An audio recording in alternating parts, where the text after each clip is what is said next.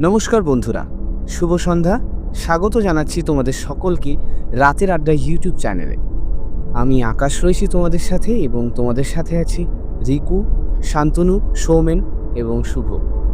বন্ধুরা, নতুন নতুন গল্পের আপডেট পেতে এখনই সাবস্ক্রাইব করো আমাদের চ্যানেল রাতের আড্ডা। আর এই ভিডিওটি তোমাদের কেমন লাগলো অবশ্যই কমেন্ট করে জানিও। আজকে আমাদের মধ্যে সবাই উপস্থিত হয়ে গেছে এবং আজকে আমরা গল্প শুনে নেব শুভর কাছ থেকে। তো চলো বন্ধুরা, আর বেশি দেরি না করে শুরু করা যাক আজকের নতুন এপিসোড। আচ্ছা শুভ, আজকে তোমার কাছ থেকে আমরা নতুন একটা গল্প শুনবো। তার আগে বলি, তোমার গলার আওয়াজটা একটু শুনে মনে হচ্ছে যে খুব সম্ভবত তোমার একটু শরীর খারাপ আছে। হ্যাঁ, আমার একটু শরীর খারাপ হয়েছে। ঠিক আছে, এখন মোটামুটি মধ্যিখানে বলতে পারবে তো, অসুবিধা তো নেই? না, অতটা অসুবিধা নেই, কিন্তু দর্শকদের কাছে একটা বলার জিনিস যে নাকটা এমনি চেপে গেছে। হ্যাঁ হ্যাঁ, সেটা আমরা ঠিক আছে, বুঝতে পেরেছি। ঠিক আছে, তাহলে শুরু করো। আজকে গল্পটা হচ্ছে মানে আমি এক জায়গায় গিয়েছিলাম, একটা কাজের সোর্সে গিয়েছিলাম। তো ওখানে গিয়ে একটা দাদার সাথে পরিচয় হয়। দাদাটার ওখানে কাজ করতো, ঠিক আছে। তো আমিও গেছি, প্রথমবার দেখা হয়েছে, পরিচয় হয়েছে। আর দাদার সাথে আজকে মানে আমাদের যে গল্পের চ্যানেল আছে, রাতের আড্ডার যে চ্যানেল আছে, সেটা নিয়েই ওই দাদাকে কথা বলা যে দাদা জানো তো আমাদের একটা এরকম চ্যানেল হয়েছে, আমরা সেখানে বিভিন্ন রকম গল্প প্রেজেন্ট করি, তুমিও দেখো যদি তুমি শুনে তোমার ভালো লাগে কিনা। দাদা শুনলো, শুনে দাদা ইন্টারেস্ট পেয়ে দাদার জীবনে একটা ঘটনা আমাকে বলে। তো ওই দাদা যেমনভাবে বলেছে আমি ঠিক তেমনভাবে বলার চেষ্টা করছি। তো জিনিসটা কি হয়, দাদা যখন কলেজে পড়তো তখন সেই কলেজের মানে বাইরে একটা কলেজে পড়তো, খ্রিস্টান একটা কলেজ। সেইখানে কি হয় যে ওখানে না কোনো রকমের আগে বলে দিই, মানে এর পিছনে একটা কারণ ছিল, সেই জন্য কোনো রকমের ইলেকট্রিক জিনিস ওখানে রাখার সিস্টেম ছিল না। এবার এর পিছনে একটা ঘটনা ঘটেছে। ঘটনাটা কি,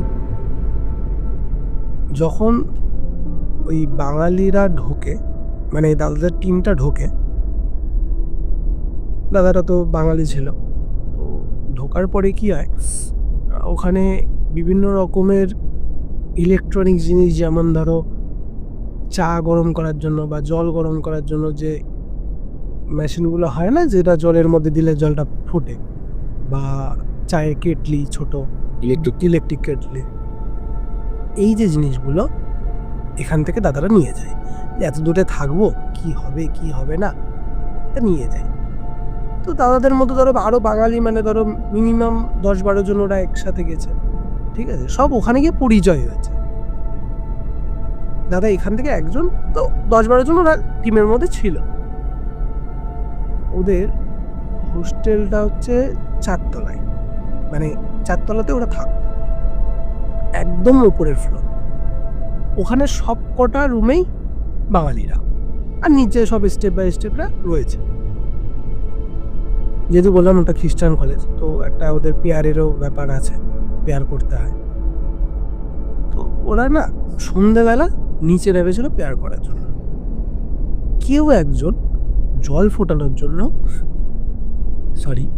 ফোটানোর জন্য ওই ইলেকট্রিকের ওই জিনিসটা জলের মধ্যে দিয়ে রাখে। ওখান থেকে জল গরম হয়ে জল হয়, যে বাসনটার মধ্যে রেখেছিল সেটা জল ফোটানোর জন্য দিয়ে রাখে, মানে হ্যাঁ, অত ইমার্শন হিটার। হ্যাঁ, ওই হিটার দিয়ে রেখেছে, জল ফুটে। আর তো আর মিনিট 2-3 নয়, ওটা অনেক সময় ধরে হয়। হওয়াকালীন ওরা ওদিকে খেয়াল নেই, ওই দাদাটা যে রেখে গেছে তারও খেয়াল নেই, ওইটা না ব্লাস্ট করেছে। যে ব্লাস্ট করেছে আর ছিল খাটের পাশে, আগুনে ফুলকি এসে খাটে লাগে, ওখান থেকে চারিদিকে আগুন করে চলে যায়। তো ঘর ভর্তি টোটাল আগুন হয়ে যায়। সবাই নিচে পেয়ার করছে, কেউ নেই আশেপাশে সবাই। আর বলে রাখি ওরা রুমে একজন করে থাকতো। রুমগুলো খুব ছোট ছোট, কিন্তু একজন। আর পাশের রুম থেকে, মানে এক রুম থেকে আর এক রুমে, পাশের রুমে যদি তুমি করো, একদম কিছু যদি কথাবার্তা হয় শোনা যায়, ঠিক আছে, মানে একদম কাছাকাছি। আর উপরের দিকের মানে ধরো প্রায় 1 ফুট মতো কার্নিশ করে খোলা থাকে।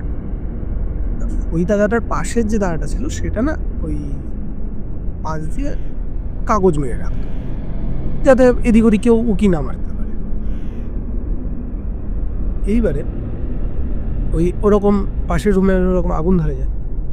যখনই ওই পিছন, এবার দরজা দিয়ে সবাই নিচে এসেছে, সামনে থেকে আগুন বেরিয়ে, জানলা থেকে আগুন বেরিয়েছে, কেউ বুঝতে পারেনি।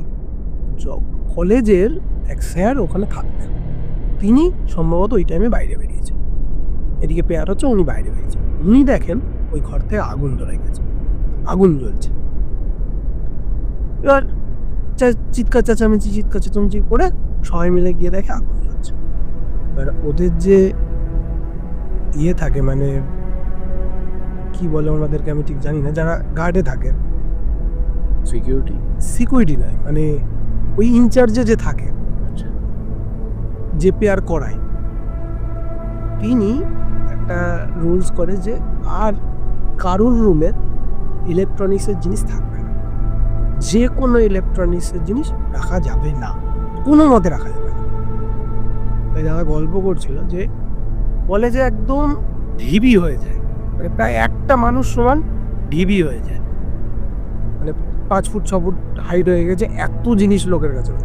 সাধারণ জিনিস লোকের কাছে ইস্ত্রি থাকবে, ছেলেদের হোস্টেলে তো ইস্ত্রি তো কমন জিনিস থাকবে, তো এরকম প্রচুর জিনিস পাই, সেগুলো রেখে দেয়।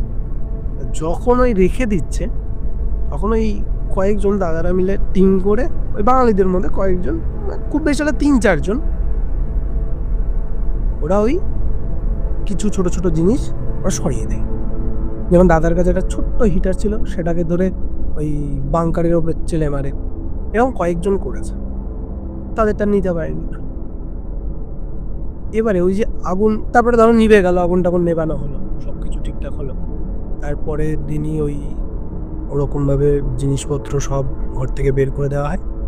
তারপরে তারা ওই সব কিছু রাখতো না ঘরের ভিতরে। এটা একটা ছোট্ট ঘটনা, কিভাবে কি হয় কেউ জানে না, আগুন ধরে যায়, গেল। এর কিছুদিন যাওয়ার পরে দাদারা ওরকম শুয়েছে। আর যেহেতু আমাদের এখানে ন্যাচারালি আমরা কিন্তু ওরকম তাড়াতাড়ি শুতে পারি না, ওই দাদা পড়াশোনা করে, অত তাড়াতাড়ি শুতে পারে না। ওদের টাইম ছিল কি, দুপুরবেলা খাওয়া দাওয়া হয়ে গেল, ধরো প্রায় কলেজ থেকে এসে খাওয়া দাওয়া করতে ধরো 3টে 3:30 বেজে যেত। তারপরে আবার 8টার মধ্যে ওদের খেয়ে দিয়ে ঘুমিয়ে পড়তে হতো। মানে ধরো খাওয়া হচ্ছে তাহলে 7টা, তাহলে 3:30 খেয়ে আবার 7টার মধ্যে খাওয়া। দাদা বলতো যে ভাই হয় না। ওরা কী করতো, খাবার দাবার নিচে দিয়ে উপরে এনে রেখে দিত, রেখে দিয়ে ওরা রাতে খেত, খেয়ে দিয়ে পরে শুতো রাত হলে। এবারে একদিন রাতে ওরকম হঠাৎ করে প্রায় 12টা বাজে, 12টার কাছাকাছি, হঠাৎ করে একটা চিৎকার। মানে চিৎকারটা কিরকম, মানে ভয়ঙ্কর চিৎকার। মানে হয় না একটা মানুষের গলা ধরে টিপে দিলে বা উপর থেকে কেউ ঠেলা মারলে যে শেষ যে চিৎকারটা, যে আর্তনাদটা, সেইটা দাদারা শুনতে পায়। এবার ওই যে মানে আর্তনাদটা, যেরকম বললাম, মানে একটা মানুষকে মানে একদম শেষ মুহূর্তের যে মানে মেরে দেওয়ার পরে বা কখনো ঠেলে ফেলে দিয়েছে কেউ, ওই যে পড়তে পড়তে যে চিৎকার, একটু ইমাজিন করতে হবে যে জিনিসটা কি হয়। আমি পুরোপুরি ইমাজিন করে কিন্তু বলছি বিষয়টা,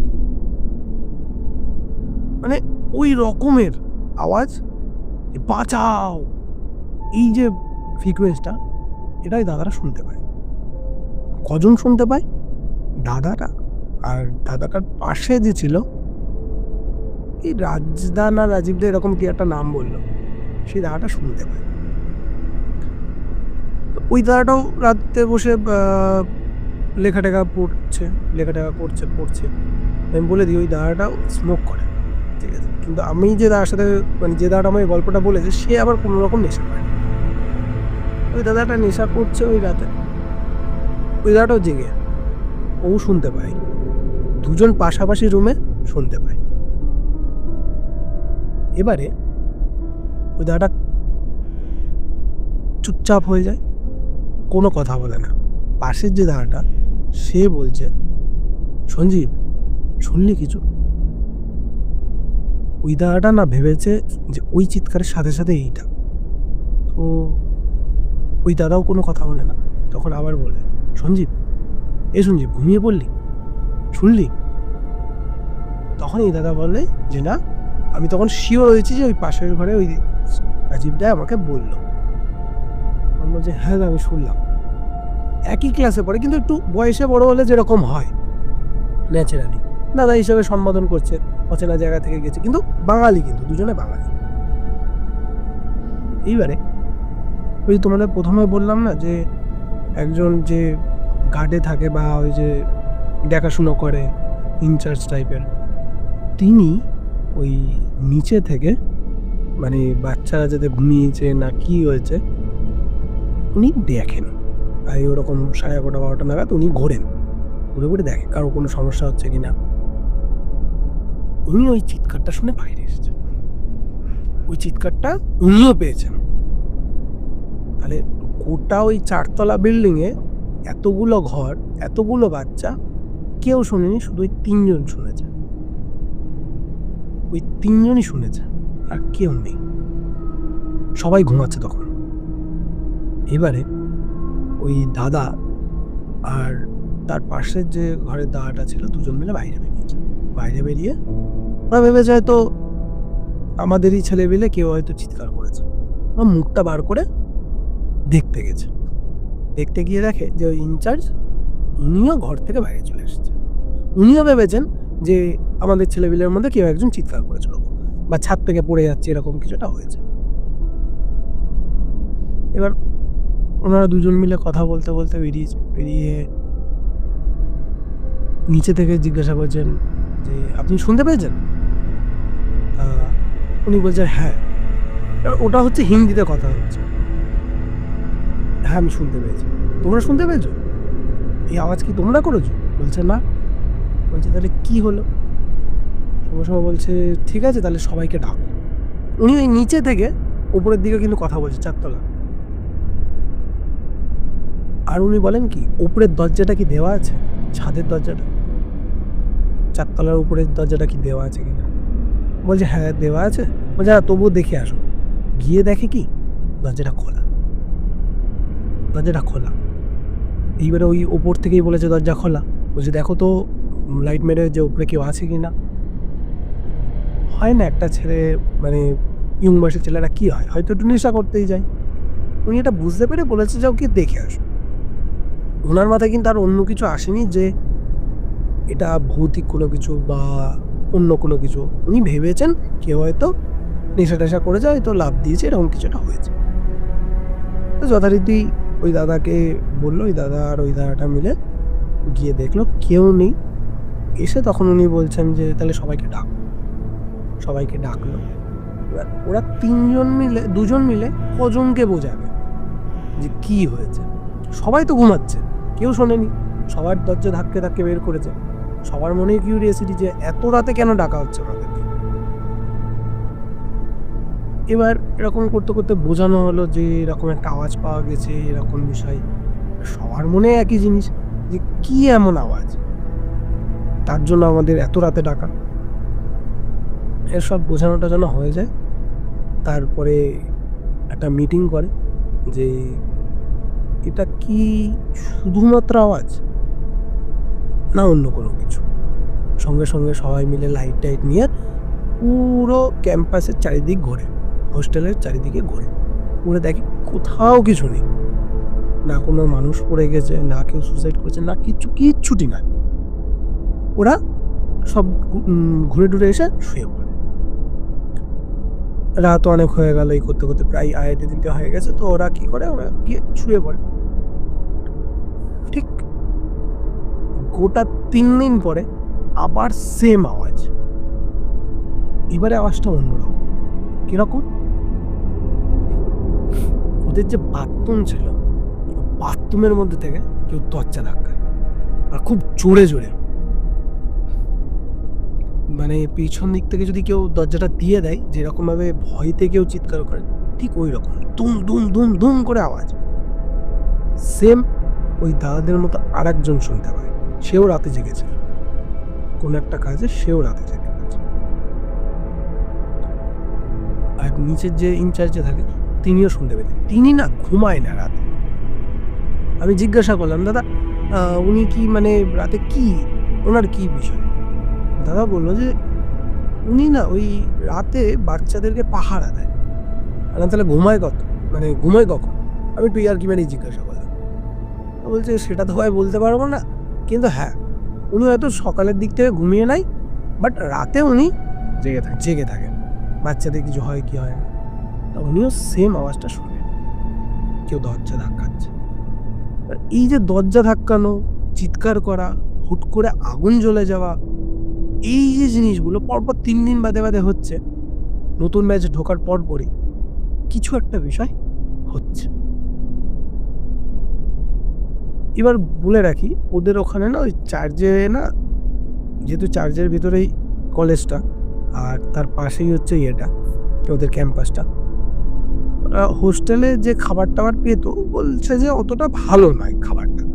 এবার কি হয় যে ওই চার্চে বিয়েও হয়, মানে খ্রিস্টান মতে যে বিয়ে হয় সে বিয়েটা ওখানে হয়। তাহলে তারা তো খাওয়ায়, তো ছাত্ররাও যায়, গিয়ে খাওয়া দাওয়া করে।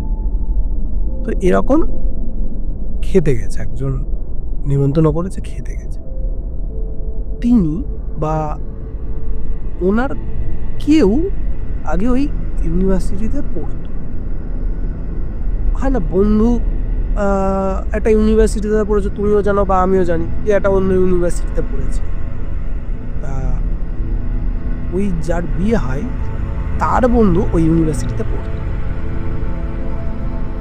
সে তো উনি ব্যাপারটা জানে। কি হয় যে একটা রুমে উনি বিয়ে তা হয়ে গেছে, হয়ে যাওয়ার পরে এই দাদাদের সাথে কথা হয়, পরিচয় হয়। তা হওয়ার পরে এই দাদাদেরকে বলে যে 37 নম্বর রুমটা কি এখনো আছে 4 তলার উপরে? হঠাৎ করে জিজ্ঞাসা করে বসে। ওই দাদা বলে যে 37 নম্বর রুম, হ্যাঁ রয়েছে, আমাদের পাশেই রয়েছে। আর দাদা 38 নম্বর রুমে থাকতো। আর দাদার যে বন্ধু, মানে আরেকটা যে দাদা ছিল, সে 37 নম্বর রুমে থাকতো।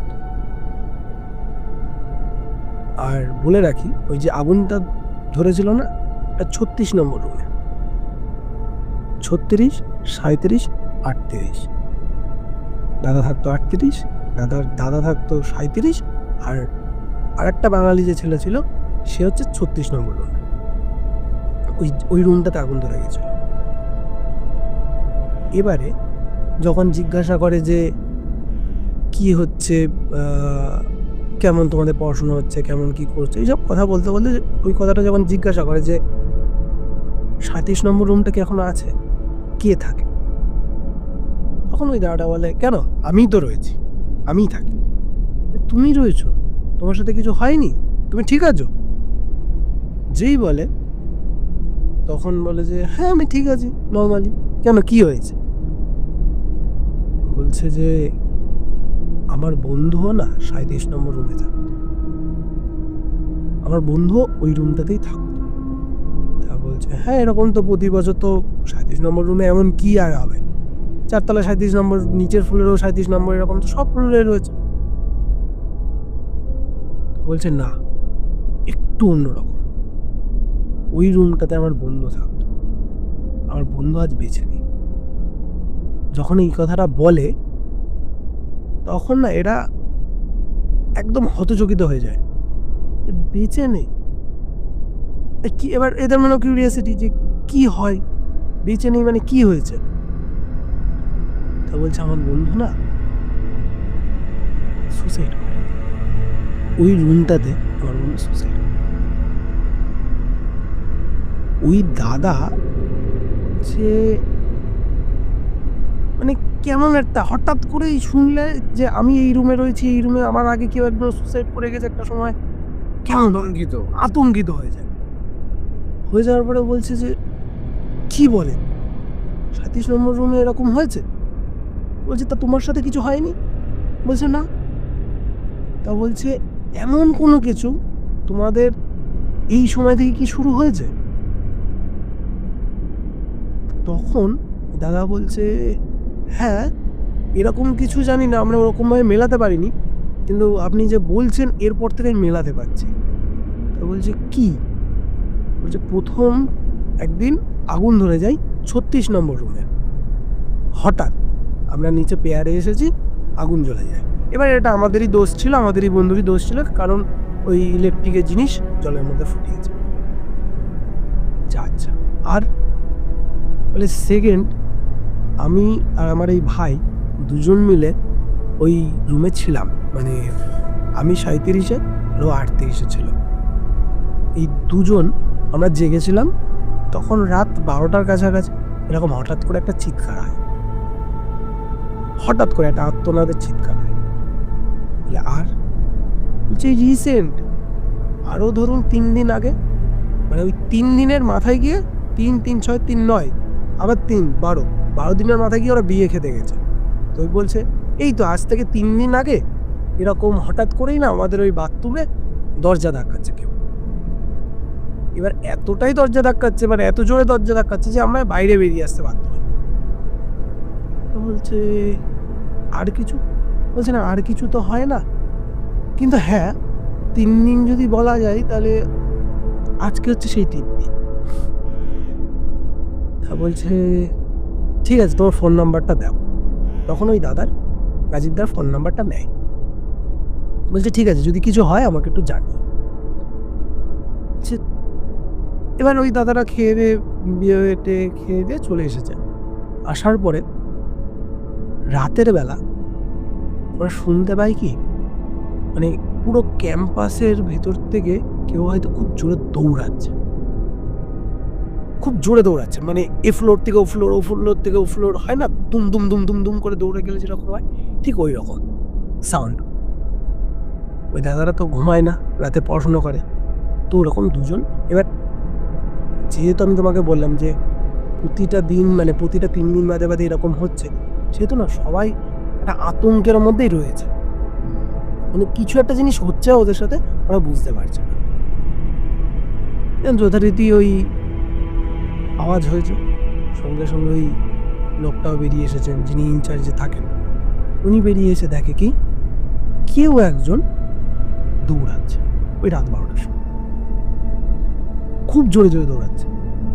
শুধু ছায়া, একটা ছায়া শুধু এপাশ থেকে ঘুরে ওপাশে যাচ্ছে, ওপাশ থেকে ঘুরে সিঁড়ি বেয়ে ওপরে উঠছে, আবার ওপাশ থেকে ঘুরে এপাশে সিঁড়ি ভেঙে আবার ওপরে, এইভাবে 4 তলা অব্দি আপ ডাউন করছে।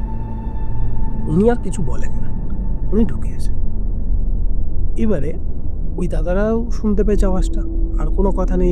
এবার এই দিন কেউ বেরোয়নি, তারপর 2 দিন যেহেতু বেরিয়েছে, এরপর আর কেউ বেরোয়নি। এবার কি হচ্ছে একটা কিউরিয়াসিটি সবার মধ্যে, এই নিয়ে একটা থমথমে পরিবেশ তৈরি হয়েছে। ওই লোকটা পরের দিন ফোন করে ওই রাজীবটাকে, ভাই আর কিছু হয়েছে? তো রাজীবদা বলে কি কেউ একজন আমাদের মধ্যে থেকে দৌড়াচ্ছে, এতলা থেকে ওতলা, ওতলা থেকে ওতলা দৌড়াচ্ছে। দৌড়াচ্ছে, এবার জল হাতের বাইরে চলে যাচ্ছে, এবার কিছুটা করতে হবে। তখন বলে কি হয়েছে দাদা, একটুখানি খোলসা করে বলুন তো। তখন বলে যে আমার একটা বন্ধু ছিল, বন্ধুটা মাল্টি ট্যালেন্টেড বলা ভুল, তার থেকে উপরে যদি কিছু হয়ে থাকে ও সেই জিনিস। তো ওই রকম ও ট্যালেন্টেড, কিন্তু বাড়ি থেকে না একটু বুঝতো না। বাবার বিশাল টাকা, অগাধ টাকা, ওকে ফোর্স করে এই কলেজে ভর্তি। আর ওর ইচ্ছা ছিল আমি একটু স্বাধীন চেতার জীবন যাব, মানে আমাকে কেউ আটকাবে না। আর কখনো না ওই বদ্ধ জায়গার মধ্যেও ভালো পরিবেশের, মানে ছোটবেলা থেকেই একগুয়ে, মানে কিরকম বলবো, যে হয় না বড় লোকের বাড়িতে মা বাবা কাজবাজ করছে, ছেলেটা একটা কারোর কাছে মানুষ হচ্ছে, এই যে পরিবেশের মধ্যে দিয়েও তৈরি হচ্ছে। তো সেখান থেকেও বড় যখন হয় তখন ওর এই জিনিসটা হয় যে আমি একটু ফ্রিডম চাই, আমি বাইরের বাইরে বেরোতে চাই, চার দেওয়ালের মতো আর থাকতে পারছি না। ও তখন এইচএসের পরে ও ঘুরত, সারা জায়গা ঘুরে ঘুরে বেড়াতো, মানে বলতে পারো ভারতবর্ষের অলমোস্ট অর্ধেক জায়গার ঘোরা, অর্ধেক জায়গাও ঘুরে ফেলেছে। এরকম ওর টার্গেট ছিল আমি পুরো ভারতবর্ষটা ঘুরবো।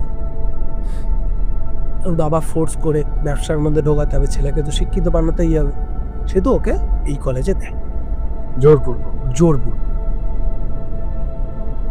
ও ওই স্কুল মানে ওই কলেজে যখন ভর্তি হয় তখন সবাইকে একটাই কথা বলে যে এই পড়াশুনোর মধ্যে কি আছে, প্রকৃতির ভিতরে দেখো সব কিছু পাবে, প্রকৃতি ছাড়া আমাদের কোনো কোনো কুল কিনারা নেই। এমনকি ওই কলেজে এসেও গাছ লাগাতো, প্রচুর গাছ লাগিয়েছে একটা সময়। এর কলেজে ভর্তি হয়েছে, পড়াশুনোরও চাপ, ওকে সেই চাপটা দেওয়া হয়, দিতে দিতে ও না এমন বলতে পারো যে ওই পড়াশুনোও যেন ওর কমপ্লিট, মানে এতটাই ও ফাস্ট, এতটাই ওর ট্যালেন্ট। ও বদ্ধ লাগে জীবনটা, এই বদ্ধতাকে কোনোভাবেও কাটিয়ে উঠতে পারে না। একটা দিন মানে ওই বন্ধুরা যেমন বলে, একটা দিন আমার সাথেও কন্ট্যাক্ট করে, আমরা অন্য কলেজে ছিলাম, যে ভাই চল অনেক দিন তো হলো, আমিও ভর্তি হয়েছি, একদিন দেখা করি। তা মোটামুটি আমরা 4-5 জন মিলে যাই, বন্ধুরা মিলে। ও না আমাদের সামনে এসে খুব ভেঙে পড়ে যে আর পড়াশোনা ভালো লাগছে না, এই যা করাচ্ছে তা তো আমি জানি, আমার আর ইচ্ছা করছে না। এবার এই যে ধরো মানে একটা জিনিস বুঝবে যে আমরাও তো ধরো পড়াশোনা করি, সে তো আমরাও গাইড ওকে করলি যে ভাই তোর তো বাবার ব্যবসাটা দেখতে হবে, তো যেটুকুনি করার সেটুকুনি কর, করে বাদ বাকিটা ছেড়ে দে। বলে ভাই আমি না ছেড়ে দেবো না, হয় আমি হেরে যাবো নয় আমি জিতবো, ছেড়ে আমি দেবো না, হয় হারবো নয় জিতবো। তখন ও উঠে চলে আসে, ওই লাস্ট ওকে আমরা দেখি, তারপরে কোনোদিনও দেখি। তারপরে শুনি ও ওই ফ্যানে গামছা লাগিয়ে গলায় দড়ি দেয়। ওই যে বিষয়টা হলো, তারপরে আমরা যাই, পুলিশ কেস হয়, বাট ওর বাবা নিজের রেপুটেশনের জন্য এই বিষয়টাকে পুরোটাই চাপিয়ে দেয়, কারণ বাবা বুঝতে পেরেছিল যে আমার ছেলের ইচ্ছে নেই। আর কলেজেরও কর্তৃপক্ষ ছিল, তারাও দেখলো যে না উনি যেহেতু চাইছেন না, আর আমাদের তো রেপুটেশন খারাপ হয়ে যাবে, তো সবাই মিলে ওই বিষয়টাকে পুরো চাপিয়ে দেয়। এবার যে ইনচার্জে এসেছে সে সবে এসেছে, মানে এরাও জয়েন্ট হয়েছে আর উনিও জয়েন্ট হয়েছে। উনি না এই জিনিসটা জানতেন না, ঠিক আছে, তো উনি বাচ্চাদের ফেভারিট, তো উনি ওরকম ঘুরে ঘুরে বেড়াতেন। আগের যে জন ছিল তিনি জানতেন, উনি জেনে ওনার সাথে হয়তো কিছু এমন কিছু হয়েছে, সেহেতু উনি ছেড়ে দিয়েছে, ছেড়ে দিতে বাধ্য হয়েছে। তো আগে এবার বলে রাখি যে আগে যে ইনচার্জে ছিল তার সাথে না ওই বন্ধুটার খুব ভালো ফ্রেন্ডশিপ হয়ে যায়, ওনার সাথে গল্প করে, বলে, উনিও কিছু কথা বলে যে আমার এখানে থাকতে ভালো লাগে না, উনি বোঝায়। এরকম চলতে চলতে না উনিও বলা ছেড়ে দেয়, মানে যে ইনচার্জে ছিল সেও বলা ছেড়ে দেয়। যখনই বলা ছেড়ে দেয় ও দেখলো আমি আর কাউকে মনের কথা বলতে পারছি না, তো ওই জন্য ও গলায় দড়ি দেয়। ওই যে গলায় দড়ি দিয়ে বডিয়া মাটিতে কবর দেওয়া হলো, ওদের তো রীতি থাকে, কবর দেওয়া হয়, কবর দেওয়া হলো। ওর আত্মাটা কোনোভাবে পরলোক যেতে পারলো না, ও আটকে গেল, ওইখানেই আটকে গেছে। সে তো তোমাদের সাথে এই জিনিসটা বলছে, বিশ্বাস করবে না, যখন এই গল্পটা বলছে আমার কাঁটা দিয়ে উঠছে। এবারে ওই দাদারা ফিরে আসলো, ওই ফোনে কথা বলতে তারপর চলে আসলো, এসে নতুন যে ইনচার্জ এসেছে তাকে ঘটনাটা বলে এবার ওদের যে কর্তৃপক্ষ থাকে তাকে জানানো হয় বিষয়টা সম্বন্ধে। এবার খ্রিস্টানদের মতে যে ক্রিয়াগুলো থাকে সেইগুলো করা হয়। সৎকার আর কি। সৎকার তো নয়, মানে হ্যাঁ সৎকার তো আগেই হয়ে গেছে, বাট আত্মাকে যে মানে ধরো বুঝতে পেরেছি, শ্রাদ্ধ শান্তির ব্যাপার। হ্যাঁ আমাদের যেমন হিন্দু মতে শ্রাদ্ধ শান্তি, ওদের তো যেরকম হয় সেরকমটা করলো, আবার সেকেন্ডবার করা হলো, করায় আরও কিছু জিনিসপত্র ওদের মধ্যে করা হলো। তা করার পরে ওই বিষয়টা টোটালটাই কেটে যায়, বন্ধ হয়ে যাচ্ছে। পুরোটাই বন্ধ হয়ে যায়। তারপরে এই দাদা বলে যে তারপরে ভাই আর কোনোদিন এরকম কিছু ঘটেনি আমাদের সাথে, ওই লাস্ট ওই 4 বার হলো, হওয়ার পরে আর কোনো কিছু হয়। আশা করি ওই যে মারা গেছেন তার আত্মা শান্তি পাক, তখন শান্তি পেয়েছে হয়তো, তাই তাদের সাথে ডিস্টার্ব করেনি। কিন্তু ওই ঘটেছিল কিন্তু ওই 4 দিন। যাই হোক, আজকে আমার শরীরটা খারাপ, গল্পটা শুনে খুব ভালো লেগেছিল, তাই তোমাদেরকে আজকে জানালাম। দেখো গল্পটা শুনে তোমাদের কেমন লাগে আর অবশ্যই কমেন্ট করো। তো বন্ধুরা, আমরা এতক্ষণ শুনছিলাম শুভর মুখ থেকে একটা হোস্টেলের ভৌতিক ঘটনা। গল্পটা যদি তোমাদের ভালো লেগে থাকে তাহলে অবশ্যই লাইক করে দিও, কারণ তোমাদের একটা লাইক আমাদের আরও নতুন নতুন ইন্টারেস্টিং ভৌতিক গল্প এবং অন্যান্য গল্প বানাতে উৎসাহিত করে। দেখা হচ্ছে বন্ধুরা পরবর্তী কোনো নতুন এপিসোডে। শুভরাত্রি।